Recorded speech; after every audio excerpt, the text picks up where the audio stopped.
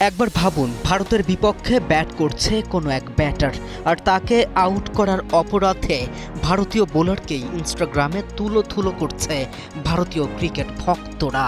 কতটা বিস্ময়ের, কতটা মন্ত্রমুগ্ধ ছিল তার ব্যাটিং। ১৫০ বছরের ক্রিকেট ইতিহাসে ক্রিকেটার এসেছে অসংখ্য, কিন্তু ডিভিলিয়ার্স ওই একটাই। এখনকার ক্রিকেটারেরা ব্যাটিংয়ে নতুন নতুন শট শিখেন, আর ডিভিলিয়ার্স শট আবিষ্কার করতেন, দুনিয়াকে অবাক করে দিয়ে দেখিয়ে দিতেন এভাবেও ব্যাটিং করা যায়। মাঠের এমন কোনো অঞ্চল নেই যেখান দিয়ে তিনি ছক্কা হাঁকাতে পারতেন না। বোলারের করা সবচেয়ে ভালো বলটাকেই অনায়াসে সীমানা ছাড়া করতে তার দুবার ভাবতেও হতো না। বলা হয়ে থাকে, ব্যাট হাতে ডিভিলিয়ার্স ক্রিজে আসলে তার জন্য কোনো বলই কঠিন নয়, শুধু তার মুডের ওপরে ডিপেন্ড করত কোনটাকে তিনি ছক্কা হাঁকাবেন আর কোনটা ডিফেন্স করবেন। তাকে নিয়ে বলতে গিয়ে বেশ কয়েকজন বোলার এটা বলতেন, এবি বোলারকে দিয়ে বল করাতেন, নিজের মতো করে নাচাতেন বোলারদের।